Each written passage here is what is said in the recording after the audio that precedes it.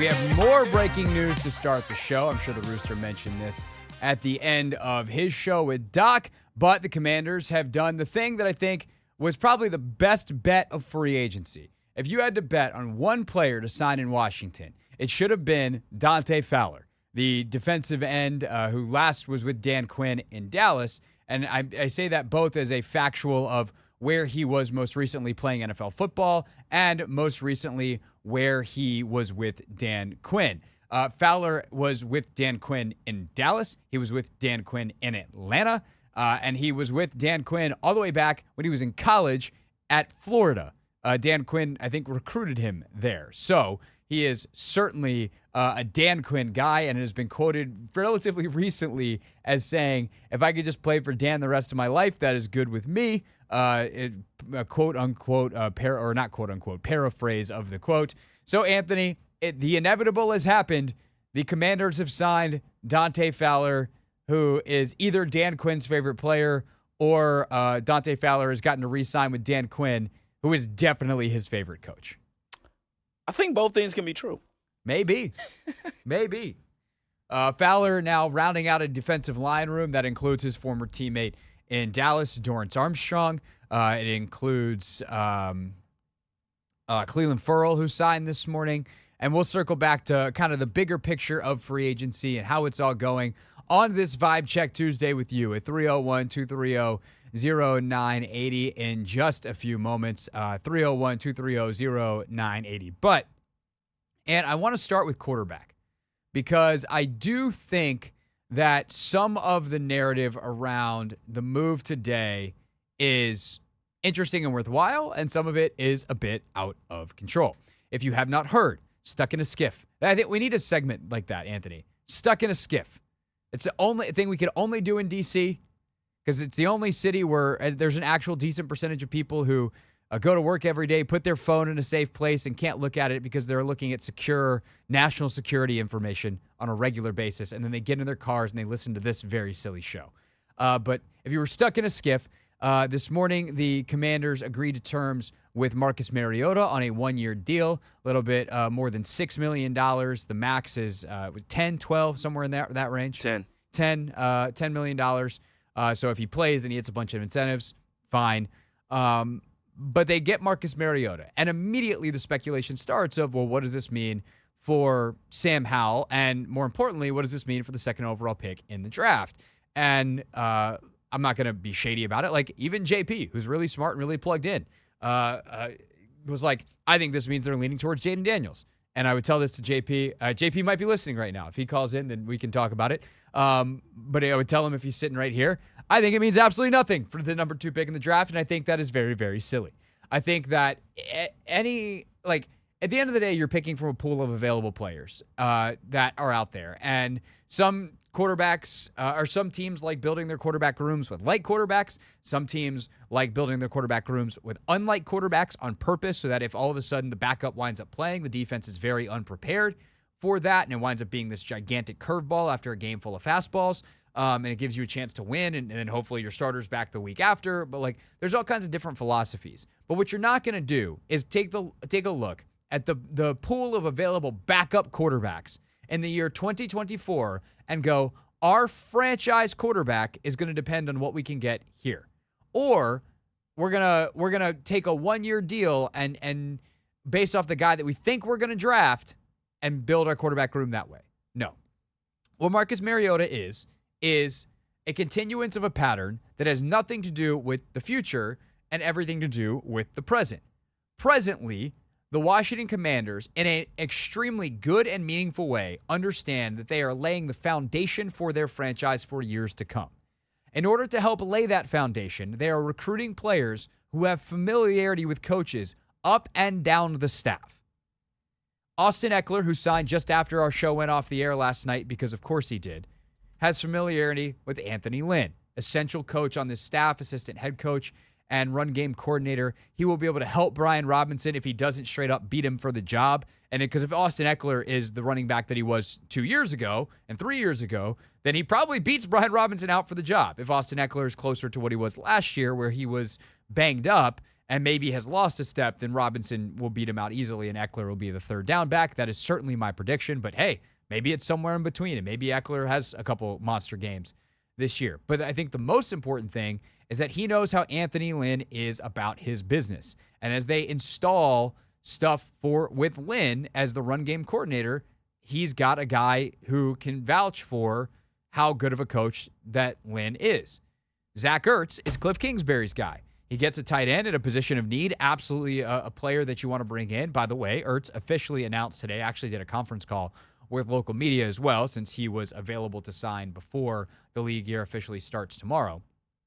But as they install the passing game, and Cliff is talking to about how he wants things done in meeting rooms, where a tight end is in the run game installs, he's in the pass game installs, he's in everything. Zach Ertz can speak to that as a player. That's super valuable.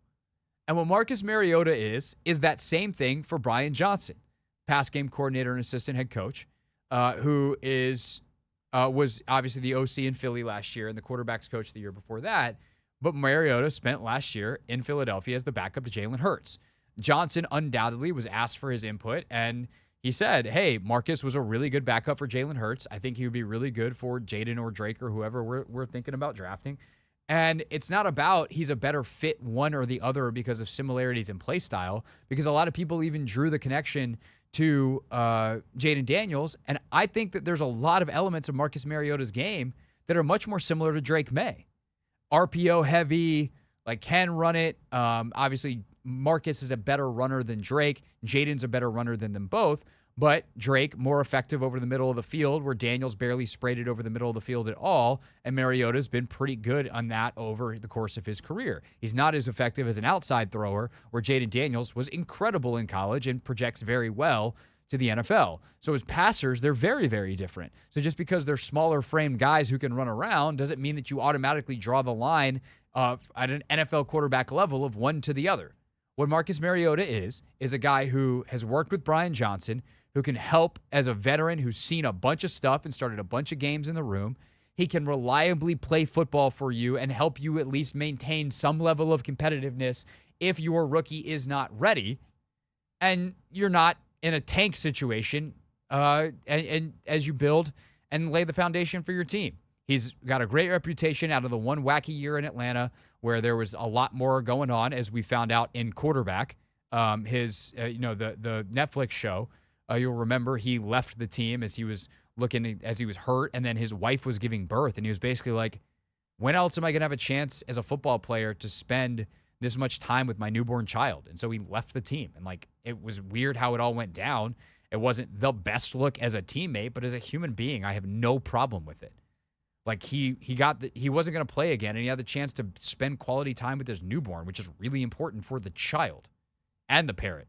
So yeah, do that. Also, Arthur Smith, famously, not the easiest guy to get along with. So ultimately, I'll take the rest of Mariota's career, where he's very highly regarded as a teammate, and say that's a great piece to have in the locker room. He's a pro's pro. And I think that is ultimately my big takeaway from day 1.5 of free agency as we work here on day 2, is that they've continued to bring in guys who coaches can point to and be like, that's how we do our business around here. And these guys probably won't contribute to a lot of winning. Realistically, this is not going to be a barn burner of a football team next year. But what they are going to be is a team that plays the right way, plays hard, and establishes patterns and behaviors that will help them, Anthony, in the long term, be the team they want to be once they get the influx of talent, starting with this draft, to actually make them a roster that is competitive for hopefully, a decade or more. Yeah, and I always think back to Adam Peterson's introductory presser, in which he was asked about the talent on our roster right now, and he took a nice little deep breath just because he wanted to articulate his true feelings about it without coming off as a little insensitive. And I think what him and the rest of the regime has done so far is more so they've just done a complete overhaul because of they realize how bad our roster was as a whole. So I'm happy. I'm excited with all of the signings, and I'm just really excited for the vision, to be honest, because again, a lot of these deals are short term. Yep. They're low money. They're low risk, with a potential of, a high reward. You look at a guy like Austin Eckler in 2021, 2022. He was one of the top running backs in the NFL. Last year wasn't necessarily all that good of a year, but we know what we can get out of a guy if he does reach his full potential. So that's how I've looked at, all of these signings so far. And they've been just strategic about the manner in which they've gone about it. Totally. And I heard some stuff last week is that basically as they completed the review, the results were they didn't feel the roster was very good. And their actions this week tell you that. Yep. They did not think this was a good roster. Yeah. Now, pretty fascinating. They haven't done anything at corner or safety yet. That's very interesting. That either means they haven't been able to agree with the guys that they want or that part of free agency. Because I don't feel like there's been a ton of corners and safeties that have signed. That part of the market's been moving super slow. Yep. So that might just be a market thing. Or maybe they think higher of a guy like BSJ than we thought they would. I still would be surprised by that, but we'll see. Guys like Percy Butler maybe sit a little higher on their list than maybe we initially thought that they might. So maybe there's some areas where they like, but very clearly the front seven on defense, not a fan. They have brought – because here's the other thing they haven't done, Anthony. I was scrolling through PFF has a great tracker where it's like they go by position what's happened, and they also go by team what's happened, and it's you're retired, released, re-signed, acquired via trade, and signed. And a lot of these teams have some combination of all of those things. Yeah. Washington has not re-signed a single one of its own players. None of their free agents are coming back, which tells you what they think about the talent acquisition the last couple of years here, and that it's not very good. They are starting over. They are putting a new floor underneath this roster. They need to work on the ceiling, but free agency was never the place that was going to happen. So what do you make of the first day and a half here of free agency? 301-230-0980. It's a Vibe Check Tuesday, and we're Vibe checking on the phones next. It's the Hoffman Show, taking your calls on a Vibe Check Tuesday at 301-230-0980. On the Commanders' first foray into free agency, Phase 1 has been active. 9 players have agreed to terms with Washington, and we're talking about them with you at 301-230-0980. Starting with Kurt. Kurt, get us started on this Vibe Check Tuesday. How you feeling about how the Commanders are doing so far in free agency? I'm feeling good, Craig. And isn't it 10 if you want to count Ertz? Actually, no. 10 would be Fowler actually made it 10. So, yeah. Okay. Oh, Fowler made it 10? Yeah. When I had that stat earlier, I had still or Fowler hadn't signed yet, but I do believe Fowler. I was counting Ertz in that. Fowler makes it 10. Oh, okay. I'm very pleased with Peters and the method that he's taken and what he's using. The method he's using during the draft. A lot of good, solid signings, nothing splashy, not a lot of money, not a lot of length of contract. And I think he's definitely heading in the right direction. Now, with that said, I had a question. Okay. Do you think, not necessarily a bad thing, just a question, do you think he's kind of showing his hand what he's going to do on the draft? Because especially with the signing of Mariota, I think he may be throwing that philosophy of possibly trading down for more picks. Consider he's doing all these free agent signings, moderate signings, that he's going to stick with drafting the quarterback at 2, and that quarterback would be Jaden Daniels, and maybe even condensed draft picks, like take those couple of second-round picks, move into the first, and get him a nice young tackle. Do you think he's showing his hand on that a little bit? I don't. Here's what I think. It's a good question, right? So let me first say that. It's a good question. But here's why I don't think that he is showing his hand. I think that his strategy going in, which I would agree with as a good strategy, is to make sure that you go into the draft not needing anything. Right. And that doesn't mean you can't upgrade, or you might not need a starter, for instance, QB1. At least in terms of the long term. Maybe Mariota is QB1 this season because you draft Drake or Jaden and they're not ready for week 1. But you go into this free agency period being like, we can't field a team. we don't have edge players. We don't have offensive linemen enough. And they still, left tackle, I think, is the one position where you can still say that. But, free agency is young, and Bakhtiari and Tyron Smith and some others are still available. So I think all that he's done is set himself up to take the best player available. And whether, obviously, at 2, we assume that's going to be quarterback. One thing, I'm glad you mentioned the 2 second-rounders, and this is something that I think I even said at one point, but in looking at the Jimmy Johnson draft chart, we can stop saying package the second-round picks to move back up into the first, because they won't be packaged together.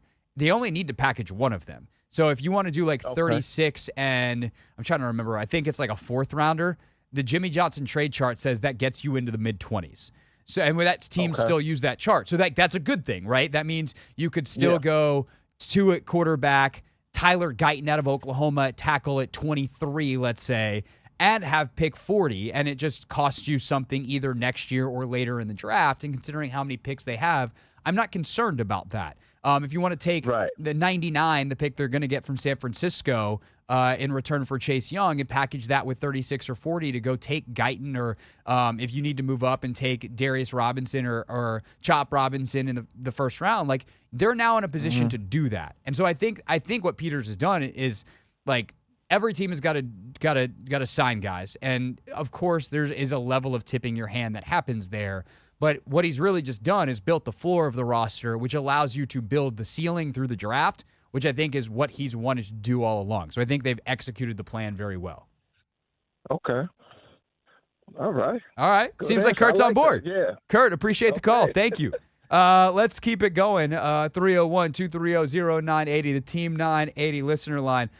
This caller, we have not talked before, the Moose Man. That's not what your mama calls you. Why do you go by the Moose Man on the radio?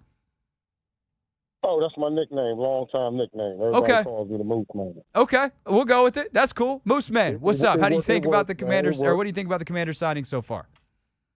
I'm loving the signings so far. I'm loving them. It's low cap risk. We're not spending a whole lot of money, and we get some good, solid, quality, good character guys. They can the young guys that we're going to bring in, these guys can, like you were saying before, show these guys how to do it the right way. Yeah. As opposed to in the past. What we had going on in the past was garbage. What Rivera had going on, he wasn't developing players. So it seems like now we got some guys in here, and he brought some guys in that we can all try to develop together and get better, like you said, for the next decade or so. Yeah, no, 100%. And I think also, you talk about the O-linemen that they brought in, the attitude they have versus, some of the scuttlebutt that I think came out with Charles Leno last year, where Leno was one of the guys who I think was leading the mutiny against Bieniemy. And instead now you got Biotish and Sam Cosmi, who are just no nonsense type of guys. I think Wiley is that way as well. And while I think all those guys, Allegretti, Wiley, and some of these other guys, Cosmi's a stud. There's nothing to say about his play. Occasionally leave you a little bit more to be desired play-wise. There's an attitude that this team has that mirrors Dan Quinn and mirrors what they want to be, that is essential to have an identity, which is something I don't feel like this franchise has had in years. I mean, the last guy that tried to build an identity was Scott McCloughan. Then he got distracted and took Josh Doxson. And you're like, what are we doing? You took Sheriff last year to build the identity, and now we're doing this. So yeah, I'm really happy with this so far. And by the way, Anthony, we got more news. Breaking news. Oh, snap. News is broken. Breaking news. They got a long snapper. Hey! Long snapper Tyler Ott, per Tom Pelissero and Nicky Javala and some others. And Michael Phillips then, of course, came in with the bit because that is Phillips' responsibility. Quote-unquote, Michael Phillips on Twitter. That frees them up to take the best available player in the 5th round. Oh, wait, hold on. Sorry, I should do that again. That frees them up to take the best available player in the 5th round. There we go.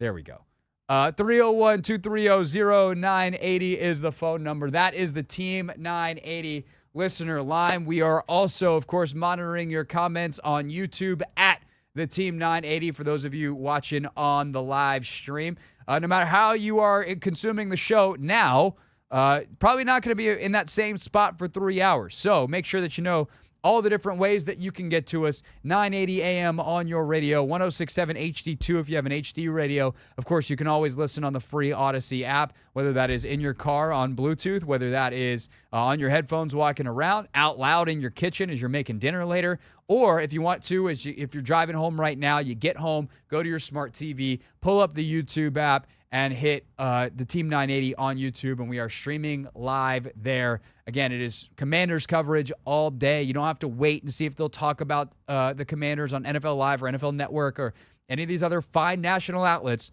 They're just national. We're local. We're talking about your team, and today is a great day to check out the YouTube stream if you're driving home now and have never heeded that advice before. We'll take more of your calls next, 301-230-0980. It's the Hoffman Show on the Team 980 and always live on that free Odyssey app.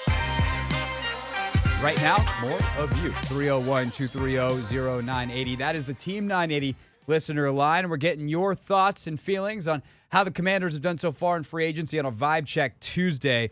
Let's go to JT. JT, get us started here in this 4:30 segment with your thoughts on the Commanders' free agency so far.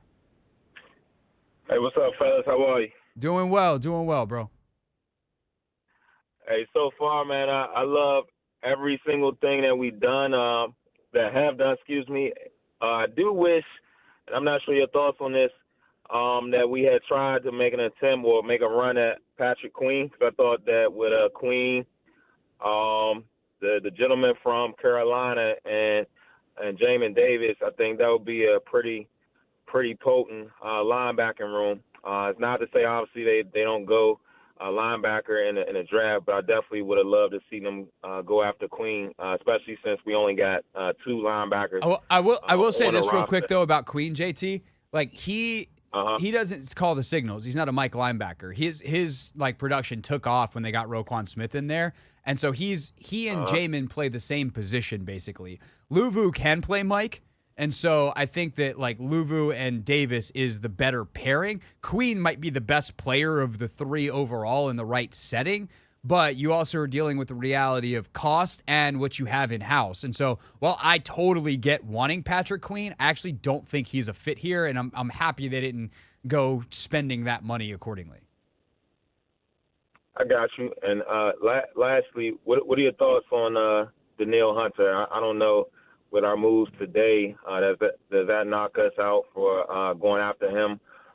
Yeah. And lastly, would you try one of the edges in a draft? And thanks for taking the call. Absolutely, JT. Great stuff. I do think they are out of the Danielle Hunter sweepstakes now because you've got enough vets in the room and enough guys that can be starters. I mean, Furl, Fowler, and Armstrong, plus Henry, Andre Jones, and a draft pick, like, that's a really solid top six.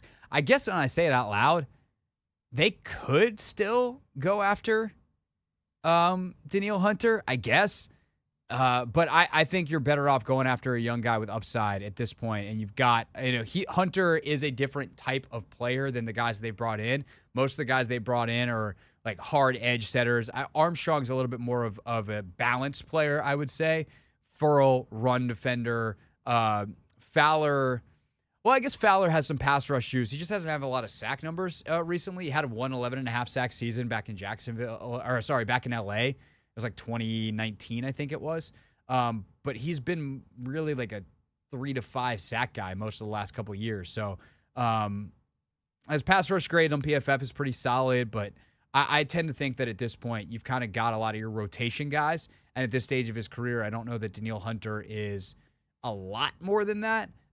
Maybe he definitely would have the most juice, but I would tend to just go that way in the draft. And yes, I would absolutely be looking at edge in the draft, maybe with a second round pick, one of the two, and maybe even later as well, take a flyer on a high upside, super juice, like pass rush guy in the mold of Andre Jones Jr., in the mold of, Shaka Tony, some of the guys they've taken in the past. They just, actually have to hit on the late round flyer, which is something that they have yet to do depending on how Jones pans out here. 301-230-0980. Back to the listener line we go. Let's go to Sean. Sean, thanks for calling. You're on the Hoffman Show. Hey, Craig. Thanks for taking the call. So far, absolutely love the moves that we've made. I think, as Meek Mill once said, like, I used to pray for times like this. So I think that, I think this is what it looks and feels like to have competent general managership in an organization. And that's something, I'm, not to put myself out there, but, I'm 27 and I've never experienced this. And it's nice. I mean, like, I'm cool with not making any crazy, insane splash signings to really get to team needs. And it looks like that's what the Adam Peters regime is looking to do here. And I'm a big fan. Something I was wondering, and you touched on it just now, looking beyond the first round, what are you seeing and kind of what are you thinking about second and third round now, knowing some of these free agent signings? Where do you think we go in those, I think it's a cumulative 4 picks between the second and third rounds. What are you thinking? Yeah, no, it's a great question. And I think they're up to 5 because they just got the one. Well, I guess that one we knew that was coming from San Francisco in the Chase Young deal. We just didn't know where exactly it fell. And now we know that it's pick 99. So I would say, like, obviously, first round, you're still looking at quarterback. Then I think you're looking at left tackle and edge. Those would be the 2 positions I would prioritize, that if one of the guys that I like in the tier that I'm dipping into at that point in the draft is available, I'm prioritizing those positions. Left tackle, like, can we get a guy that we think has high upside and can be a franchise left tackle? He's probably not going to be ready to play day one, which is why I would still be interested in Tyron Smith, David Bakhtiari, or one of the other veteran tackles that's out there, even if that guy only gives you 8-9 games this year because he's banged up and the other guy gets some game experience, but he gets to watch what it's like to be a pro. I mean, a guy like Patrick Paul, Chris Paul's brother, has such phenomenal upside athletically that if you get him with a Tyron Smith, like, what can Tyron mentor him into in a year or two? So I think that's what are 2 positions that are fairly obvious. I think beyond that, can you get a Mike linebacker? I think would be interesting. So that's a more specific name. Peyton Willis, I think, is the kid's name from NC State. He is certainly an interesting type of guy, good athletic, like, tested a lot better at the combine than people expected, and the tape is pretty good. So that's a name to watch, I would say. I think receiver is also the other interesting one. They need receivers. That's another group where, because we have McLaurin and Dotson in town, we don't think of that as a place where they have holes, but that's kind of all they've got. Those 2 and De'Ami Brown. Mitchell Tinsley's on the roster, but they don't have the rest of the receiver room. So can you build out a receiver room with depth? And I would want a big-bodied receiver that runs the fade pretty well and, like, some of the vertical stuff that Cliff likes to do. I'd also want a slot type. And I think both of those types of bodies are available in this draft. I mean, this is the best receiver draft maybe ever. And so I think those are the positions on top of, like, corner, they still need to figure out, but I'm hoping they make some moves in free agency there. Running back, I still think is a possibility. And we'll see what they do there. Could they carry 4 and some guys play some teams, maybe? But those are I think the positions. Didn't hear you mention tight end. Is that a thought? Maybe like a JT Sanders or a Ben Sinnott? Yeah, I think it is. That's a good one too, because I think, you kind of look at this roster and there's room to upgrade almost anywhere. There's almost no position that they could take early where I'd be like, oh, well, that was a stupid pick. And so I think for tight end, obviously Ertz is going to get a lot of snaps. I think Bates is a moving Y tight end, like a blocking type, is actually pretty good at that role. And then you're counting on a guy like Armani Rogers to come back healthy, because I'm not counting Uncle Turner at all. And that's a big if. We don't know, A, if he'll be healthy, and B, if he can actually be productive in the NFL, because he hasn't gotten a lot of opportunity. So tight end, I think, is definitely another one. They have options in-house, but I do think tight end, for the right guy, I know Logan's not super high on Sanders for the Commanders, for whatever that's worth. But that is a position where there are some guys that I think maybe in that third round could potentially have a prospect or 2. Awesome. Thanks, Craig. Appreciate it. Yeah, absolutely. Thanks, Sean. And that I think is really fun to look at this point, right? Is like, okay, well, now that they've got some of these depth pieces and some of these foundational pieces in place, what really are you looking to supplement? You're always going to draft an O-lineman or 2.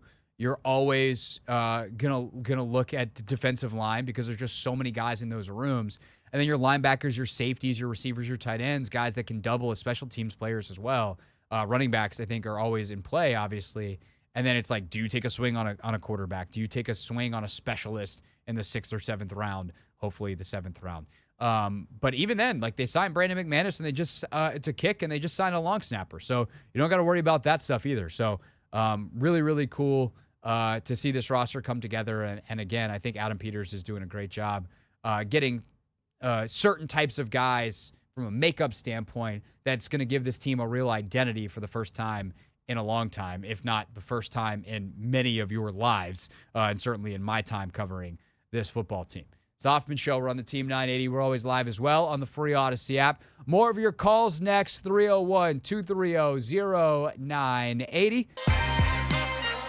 Vibe Check Tuesday. It's the Hoffman Show. We're on the Team 980 and always live on the free Odyssey app. Taking a few more calls before we talk to Mark Bullock, Commanders film junkie, at the top of the hour. How do some of these free agent pickups fit in with what he expects out of Dan Quinn, Joe Witt Jr., and Cliff Kingsbury and the 2024 Washington Commanders? Again, more of your calls, 301-230-0980. Let's go to our guy, Saeed. Saeed, what's up, man? How you doing? I'm doing all right. How you guys doing? Doing well. What you think of the Commanders' moves so far in free agency? So you know what's funny about this is I feel like your role has now changed in all of our lives. Okay. And here's what I mean. Okay. Here's what I mean.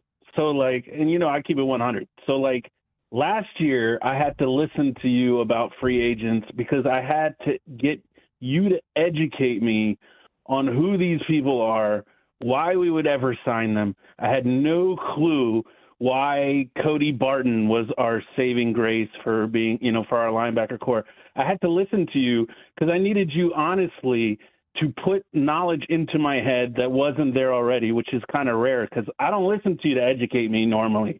Like this year, I'm listening for your perspective, but I don't need you to educate me on why these players are good football players. But last year, I needed you to basically be my psychologist, to sit me down and say, the reason why we signed this guy, like you would use words last year like he's played X amount of games. I'm like, really? So that's the bar now that they've played in the NFL before? They've played football. This year you're saying things. You're telling me like they led in tackles. PFF has ranked them this. I'm like, all right, great. I'm hearing your guests excited. Last year was a funeral. You're like, listen, guys, we've signed Cody Barton. Go get your season tickets right now. Like, it was crazy to me. But this year, I'm actually interested in listening to, like, your perspectives on it. You've completely changed. Even you're, like, excited to do podcasts. I think last year, anybody on the radio was like, yeah, I guess we'll talk Commanders. Like, it wasn't a thing. And so the last thing that I'll just say, that now that I'm kind of excited that they're actually signing guys that I recognize and that, you know, mean something, and that even the Players Association knows that they're a player. Aside from that, I do feel like they're plugging in so many of these little holes that still keeps them in the market potentially for a Caleb Williams thing. Because I feel like the first 2 or 3 rounds outside a quarterback, we don't need to live there right now with all of these signings. We can get some good stuff in 4th and 5th and maybe even a late 3rd. Do you think that's crazy or not? That's what I want to know. Yes, but let me explain why. This draft is a top 100 heavy draft. So the players that you're going to get in the top 100 are very, very good football players by the consensus, let's call it the consensus scouting opinion. So Washington having the picks that they do, was it 5 in the top 106, is awesome. And by the way, like when Logan and I have done our mocks for Take Command, and the Pro Football whatever network, that thing that we were using, the simulator, was like, would you like to trade back 4 spots and pick up pick 70? It's like, yes, we would. And so if you can wind up with, forget 5 picks in the top whatever 3 rounds, can you wind up with 6 or 7? Like, you're going to get maybe even starting caliber football players in year 1 and year 2 in those 2nd and 3rd rounds. And the other side of that coin is because of all the COVID years and because of NIL, a lot of players that used to fill out the 4th, 5th, and 6th rounds are going back to school. So you're going to have guys that teams have undrafted free agent grades on going in the 5th round this year. And so I think you are better off. Like, well, I understand your premise, and I think that they have done a good job of putting a floor under this roster where there were a bunch of gaping holes, and hopefully they're not done with tackle, corner, etc. This is the wrong draft to do that in. Now, if you love Caleb and Chicago is willing to deal, that's a different story, especially if you don't love Drake and you don't love Jaden and you don't love J.J. McCarthy, etc.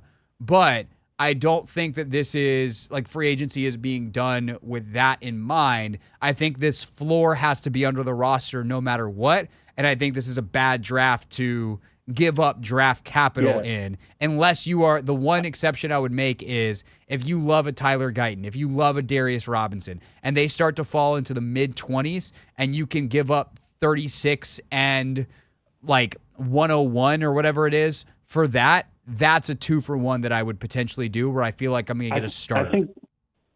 I think that's what I meant was basically had you not gone out and gotten these 10 guys, right, these 11, these 12 people, I think in the draft you wouldn't be able to play as many cards because you would know I have no choice but to get them all here. Right. And I think that makes it so that they can be flexible, and if they want to wheel and deal on the day of, go ahead and do it. We already have enough of that stuff plugged in there that we can make it work. Yeah, no, I think that's a good point. Saeed, thanks for the call as always, buddy. I think that the other thing that this does is it puts a floor on your season as long as these guys can still perform at the levels that they have the last couple of years, because you don't want a bunch of rookies playing. Like you want some playing, but you want them to be surrounded by vets, so it's not a bunch of young cats running around with, like chickens with their heads cut off. You want some vets out there that can be kind of a structure and again a floor. And so I think that is something that we need to consider as well, as they've set themselves up very well to do that. Anthony just in my ear said breaking news. Okay, Anthony. Breaking news. Oh, snap. News is broken. Breaking news. What do we got? Free agent safety Jeremy Chinn plans to sign a 1-year deal up to $5.1 million with the Commanders. Ooh. Yes, Jeremy Chinn. That is interesting because that is not a lot of money. Not at all. Jeremy Chinn's a good football player. Yeah, he is. Am I like Jeremy Chinn, PFF? Hold on a second. I think it's because he's been in and out of the lineup, though, I think. Right, which definitely hurts you. But former second-round pick, 6'3", 220. That's a big boy. That kind of fits that Dan Quinn hybrid model. Didn't have a particularly good PFF grade last year. Hold on, I'm not signed into PFF. Give me all the information, Pro Football Focus, please and thank you. Saeed loves the PFF grades. We're going to give Saeed and everyone else the PFF grades. He has, last year was a bit of a struggle, but he missed from week 7 to week 12. So he played in 6, got hurt in 6, and then came back on in week 13. It's had a lot of up and down. PFF doesn't love him. 2021, he was awesome. 2021 was his best season. His second year in the league in Carolina. Finished the year with a 71 grade. Last year, a 57, but very limited snaps. Only played 285 snaps. Mm-hmm. But as a rotational piece, $5 million. Like, to me, like that's the defensive version of Austin Eckler. If you get 2021 Jeremy Chinn, because he's not old. Or 2020, his rookie year, where he finished second behind, Chase Young. Yeah. Like, you give me that dude. I mean, he had, wait, where am I? No, it's just kidding. I was looking at the wrong column. Well, like, if you give me a guy that's got high upside for $5 million on a 1-year deal when they got this kind of cap space, like, I'm good. I'm good on that. I don't know that I'm guessing he's probably a starter alongside Quan and Derek Forrest. But that big body type that comes down into the box, yeah, I'm fine with it. High upside play with these DBs coaches. I mean, that's what I think these guys have done in free agency. Again, low risk, low money. Like, it just fits that, like, motto, I guess. Low risk with a potential of, him actually going out there playing up to his potential. So I love this signing. I'm excited for him. He's got a versatile camaraderie defender. with Luvu. Yep. There it is, man. Like, Who thought? The days of the Commanders, they're not dead. No, Ron Rivera, I guess, and those Commanders are still living on strong. Gotta love it. All right, so that's up to, what are we at, 11 now? 11. 12. Fowler was 10. Yep. Tyler Ott, the long snapper, 11. Yep. Jeremy Chinn, now 12 new free agent players agreeing terms with the Commanders over the first, what are we at, 15 or 29 hours of free agency? Man. Damn. Adam Peters doing work. Adam Peters moves. doing stuff. We talked about a bunch of them earlier today with Mark Bullock. Get his analysis. Nobody watches more tape, maybe outside of Logan, in the Commanders universe. Bullock next here on The Hoffman Show. What's up, kiddos? It's your boy Clinton Yates from ESPN. It's The Hoffman Show on the Team 980. Tell your mama I said what's up.